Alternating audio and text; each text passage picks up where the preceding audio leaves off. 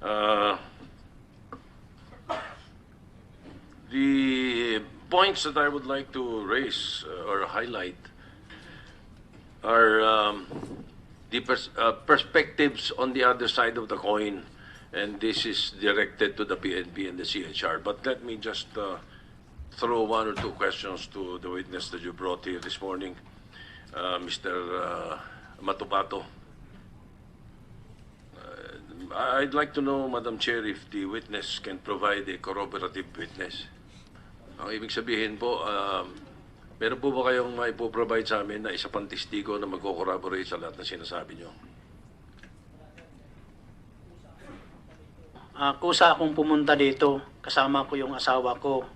Yung Yung nila unang tanong ko, meron ba kayong maipipresenta na ibang testigo na magko-corroborate sa sinasabi ninyo? wala din. Wala. Natatakot din. Matatakot. Hindi, tinatanong ko lang kung wala o meron. Wala. Okay, sige. Tapos, meron po ba kayong in-execute na sworn statement dyan sa mga sinabi nyo? O ngayong umagal nyo lang pinagsasabi lahat dyan? Wala pa kayong ginagawang affidavit? Wala pang affidavit. Wala pa. Okay. So, Inform Senator Soto that after his testimony today, the chair or the committee would, the chair, especially the office of the chair, would be having or preparing or will prepare a judicial affidavit for the witness, meaning we will ask somebody, we will ask a lawyer to assist him in the execution of a judicial affidavit. So because we hope that through a judicial affidavit, a written form, then the witness would be able to really further clarify and further narrate everything that he knows for purposes of any appropriate legal or judicial proceedings. and also, that means we will be able to scrutinize the testimony, no? And just not for media purposes. Yes. So it's better that we have it there. All right. Now, paano po kayo nagpunta rito? Sino po nag-arrange sa pagpunta nyo rito? Milo lang tumulong sa akin, sir. Hindi ko lang Sino po? sasabi. Basta mayroon tumulong sa akin na pumunta. Ang dami niyong sinabing pangalan kanina na kasama niyong pumapatay. Yung nagdala lang sa inyo rito, hindi niyo masabi. Hindi ko lang ikuhan, sir. Ito isasabi. Bakit? Oo. Baka pag-initan din. Pag-initan. Hindi, nagdilala kayo dito eh. Alam ninyong may hearing dito ng ganitong oras, ganitong araw. Gusto lang naming malaman, sino nag-arrange ninyo ng pagpunta nyo rito? Hindi ko man alam, sir. Basta pumunta lang kami dito. Gusto ko Iba yung sinasabi nyo ngayon. gusto akong lumangtad talaga para malaman ng taong bayan yung ginagawa namin. Actually, hindi ko na sana ito Konsensya na tatanungin. Kasi yung mga sinasabi ninyo, lumabas lahat ng campaign period sa social media eh. Narinig ko yung karamihan dyan sa mga ganyan eh. Pero yun nga, hindi nyo masagot yung tanong ko. Ngayon, sabihin nyo, kayo lang at saka nung asawa mo nagpunta rito. Pero tinanong ko kung sino nagdala sa inyo. Ayaw mo sabihin yung pangalan. Hindi ko Anyway, lang sasabihin. okay na po yan. Leave it at that. Salamat. Let me focus now on my main issue. To the Philippine National Police, General De La Rosa, kanina meron silang binabandera dyan, pati sa media binabandera na 3,526 deaths. Di po ba? Yun yung sinasabi. Tama po ba? Sinasabi. Yun daw yung total ng mga napapatay dito sa drug war. At kanina narinig ko, binanggit ng chairperson, 2,000 plus yung unknown kung sino pumatay na pwedeng tawaging vigilante killings. Your Honor, yung atin pong records dito, as of 8 o'clock of this morning, the number of DUI death under investigation is 2,035. Death under investigation, Your Honor. Death under investigation. Yes, Your Honor. 2,000. Hindi po ito na-classify kung Kung sino mamatay. At, kung ito ay lahat ay drug related. Hindi po okay. masasabi kung drug related to lahat. again, sorry, the exact number, General. 2035, Your Honor. 35, okay. Yung namatay naman, Your Honor, sa Police operation. police operations as of this morning is 1,506. 1,506. Ayun, sa police operations yan. Correction, Alright. correction, Your Honor.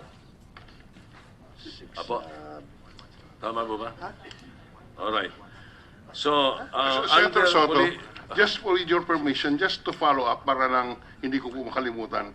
The last time, Madam Chair, I asked for spot reports and now it is focused again because of these deaths. Meron ho ba nasubmit na spot report? This is in relation to the question of Senator Soto. Meron na po bang nasubmit na spot report? Hiningi ko po ito nung last hearing. Your Honor, the spot reports are with the President, Your Honor. According to him, he's going to read them. Then he will give it back to us and to be submitted to you. To answer the question of Senator Drilon, they originally submitted those spot reports pero binawi po. Yes, Your Honor. So you're now saying it's with the President. Yes, Your Honor. So it's not Alright. with the committee. All right, thank you. My questions are merely the predicate for my main point. My main point po kasi, is to look at the other side of the coin. At hindi yung na-highlight lang sa media. So, sige, korekin nyo na muna yung figures nyo, tapos papunta ako sa main question ko. Killed in police operations, Your Honor, is correction. It's 1,105, Your Honor. 1,105 as of As of 8 o'clock this morning, Your Honor. 1,105 as of 8 o'clock operation. Ano ho yung Ito ngayon ang 1,005? tanong ko. Sandali lang po, excuse me, Senator Soto, with your permission. Ano po yung binanggit niyong figure kanina na 1,506? Mali po yun, Your Honor. Mali Corrected talaga. copy. Mali yun, mali yun. Mali yun. Ito So po yung it's correct. 1,105. 1,105.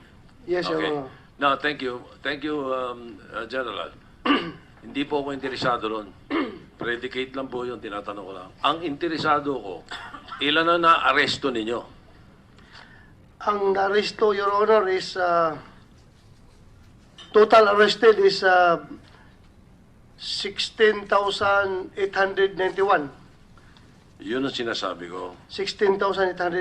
Your Honor. 16,891. Yes, Your Honor. Arrested mula nung July 1, Your Honor. July 1 up to, as of now sa mga drug operations ninyo. Yes, Your Honor. Oh, This is therefore- further, excuse me, Your Honor, further subdivided into user 6,256, arrested po, sir, 10,635. A total of 16,891 Oo. arrested users and posers. Ito po, para sa kaalaman ng lahat, Kaya ko na gusto matanungin at malaman Masyado tayo nakafocus dun sa mga napatay sa police operation, mga vigilante killing. Nakakalimutan na natin na nagtatrabaho yung Philippine National Police. 16,891 ang arestado sa mga operations. Hindi pinapatay lahat yun. Dahil hindi nagre-resist. Ang nagre-resist yung 1,105 according to your records, hindi po ba? So Yes, dapat Your Honor. mabigyan din natin ng highlight yun at wag yung puro the other side na dinidiinan ng gobyerno. Kaya ako tinanong. So tama pala yung nakarating sa aking impormasyon.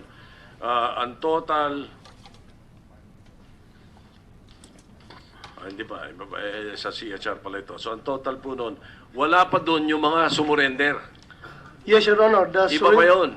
surrenderers are 712,848. 712,000. 848 as of today. 712,000 ang surrenderers na either pusher or user. Yes, Your Honor. Okay, itong 16,891 na arestado ninyo because of the drug operations that has been done from July 1 to now, to this morning, ay buhay lahat. Buhay po, Your Honor. Correct. Thank you very much. Now, may I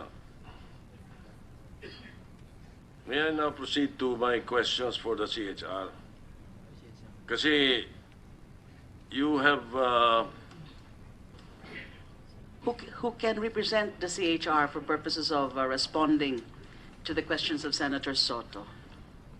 Anybody from the Wala CHR? ba The rito? chairperson is not around, but there Kung I wala see- man, Madam Chair, I will just... although there are officials. There Alright, are I will officials. just place on record, kung nakikita niyo po itong dami na to, bawat isang page nito, dalawang istorya. Hindi istorya, kundi reports, spot reports included, na ang total nito, 1,350 crimes committed by pushers and addicts. Ang gusto kong malaman sa CHR kung ano ang ginagawa ninyo rito sa mga biktima nito, mga pusher at mga addict, at hindi yung mga biktimang pusher lang at saka addict lang or suspected pushers. So for the record, I want a report from the CHR. Bibigyan ko kayo ng kopya ng lahat na ito. 1,350 to. Na mga ang krimen, sari-sari, from violation of 9262, which is the Anti-Violence Against Women and Children Act, at napakahaba na listahan, physical injuries, direct assault, acts of lasciviousness, child abuse, attempted rape, carnapping, attempted homicide, attempted murder, attempted parricide, unjust fixation, theft, lahat committed by drug dependents and drug pushers. Yung mga biktima nito na naririto listahan, gusto ko malaman kung kumikilos kayong human rights at CHR. At wag yung puro human rights ng pusher or suspected pusher at human rights ng mga drug addict. That is my point, Madam Chair. So I will submit copies and will ask that the CHR respond. I want to know how many cases you have looked into sa mga biktima nito, na mga pusher na ito at mga addict na ito. Thank you, Madam Chair. I'm through. So you are submitting those documents to the CHR. Now, may I know whether CHR would want to respond or to react to that? If only you would want to, or you would rather that you would just submit what is being required or requested by Senator Soto. Is there a response to that? Because I would also think that is Good morning, unfair. Madam Chair. Attorney Atilano of the Commission on Human Rights. The CHR is also investigating cases involving rape, including violence against women, committed by any person, not only those committed by, allegedly committed by authorities of the state, including private persons. That's very good because one of the cases that I saw here na ako'y nalulungkot, may mga ama na tinuturuan maging adik yung anak nila. Ang aga-aga pinapagamit ng shabu, pinagagamit ng marijuana at kung ano-ano pa. Napakaraming kaso nito na sana bigyan nyo ng aksyon din sapagkat mas mahalaga nga ito dahil ito mga biktima. Thank you. 8 o'clock this morning, Your Honor. 1,105 as 8 o'clock operation. Ano ho yung Ito ngayon ang 1,005? tanong ko. Sandali lang po, excuse me, Senator Soto, with your permission. Ano po yung binanggit niyong figure kanina na 1,506? Mali po yun, Your Honor. Mali Corrected talaga. copy. Mali yun, mali yun. Mali yun. Ito So po yung it's correct. 1,105. 1,105. Yes, Your Okay. Honor. Now, thank you. Thank you, General. Hindi po ako interesado ron. Predicate lang po yun, tinatanong ko lang. Ang interesado ko, ilan na na-aresto ninyo? Ang aresto, Your Honor, is total arrested is 16,891. Yun ang sinasabi ko. 16,891. Your Honor. 16,891. Yes, Your Honor. Arrested mula nung July 1, Your Honor. July 1 as of now sa mga drug operations ninyo. Yes, Your Honor. Oh, This is therefore- further, excuse me, Your Honor, further subdivided into user 6,256, arrested pusher 10,635. A total of 16,891 Oo. arrested users and pushers. Ito po, para sa kaalaman ng lahat, Kaya ko na gusto matanungin at malaman masyado tayo nakafocus doon sa mga napatay sa police operation, mga vigilante killing. Nakakalimutan na natin na nagtatrabaho yung Philippine National Police. 16,891 ang arestado sa mga operations. Hindi pinapatay lahat yun. Dahil hindi nagre-resist. Ang nagre-resist yung 1,105 according to your records, hindi po ba? So Yes, dapat Your Honor. mabigyan din natin ng highlight yun at wag yung puro the other side na dinidiinan ng gobyerno. Kaya ako tinanong. So tama pala yung nakarating sa aking impormasyon. Ang total, hindi ba, sa CHR pala ito. So ang total po nun, wala pa doon yung mga sumurrender. Yes, Your Honor. The Iba pa yun. surrenderers are 7,000, 8 o'clock of this morning. The number of DUI death under investigation is 2,035. Death under investigation, Your Honor. Death under investigation. Yes, Your Honor. 2,000. Hindi po ito na-classify kung Kung sino mamatay. kung ito ay lahat ay drug-related. Hindi po okay. masasabi kung drug-related ito lahat. Again, sorry, the exact number, General. 2,035. 2,035, Your Honor. Okay. Yung namatay naman, Your Honor, sa Police operation. police operations as of this morning is 1,506. 1,506. Ayun, sa police operations yan. Correction, Alright. correction, Your Honor. Apo? Tama po ba? Alright. So, Senator under Soto, poli- just with your permission, just to follow up para lang hindi ko po makalimutan. The last time, Madam Chair, I asked for spot reports and now it is focused again because of these deaths. Meron ho ba nasubmit na spot report?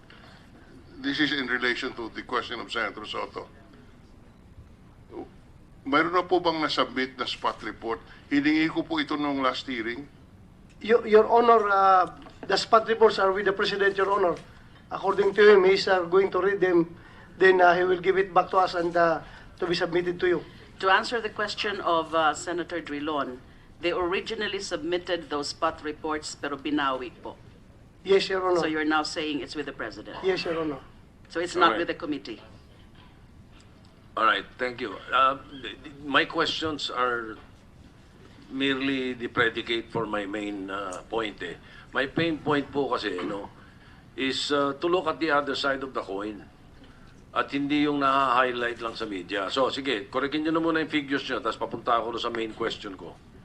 Killed in police operations, Your Honor, is correction. It's 1,105, Your Honor. 1,105 as of As of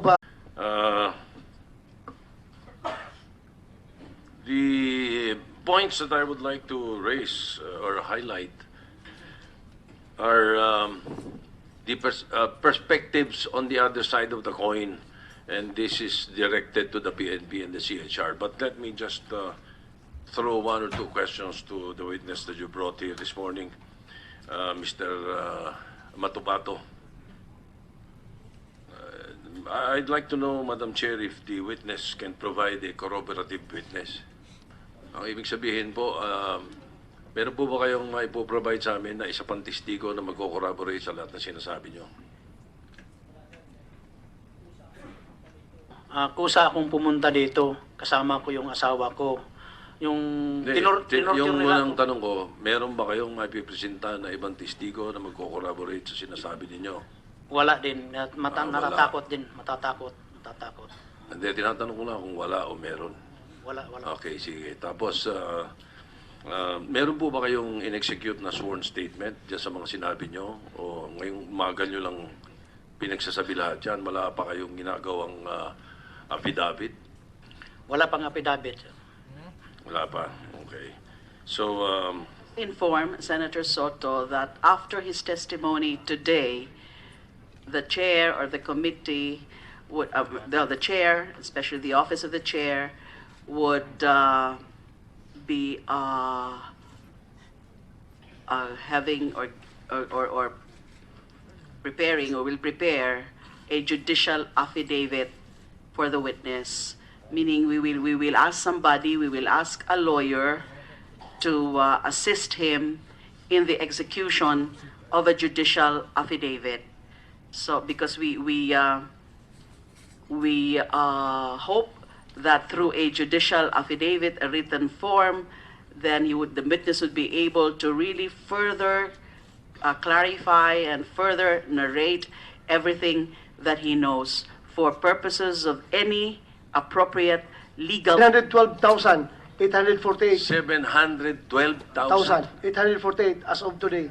712,000 ang surrenderers na either pusher or user. Yes, Your Honor. Okay, itong 16,891 na arestado ninyo because of the drug operations that has been done from July 1 to now, to this morning, ay buhay lahat. Buhay po, Your Honor. Correct. Thank you very much. Now, may I now proceed to my questions for the CHR? Kasi you have Who can represent the CHR for purposes of responding to the questions of Senator Soto? Anybody from the Wala CHR? ba The rito? chairperson is not around, but there kung are wala man, Madam Chair, I will just although there are officials. There alright, are I will just officials. place on record, kung nakikita niyo po itong dami na to, bawat isang page nito, dalawang istorya. Hindi istorya, kundi reports. Spot reports included, na ang total nito, 1,350 crimes committed by pushers and addicts. Ang gusto kong malaman sa CHR kung ano ang ginagawa ninyo rito sa mga biktima nito, mga pusher at mga addict, at hindi yung mga biktimang pusher lang at saka addict lang or suspected pushers.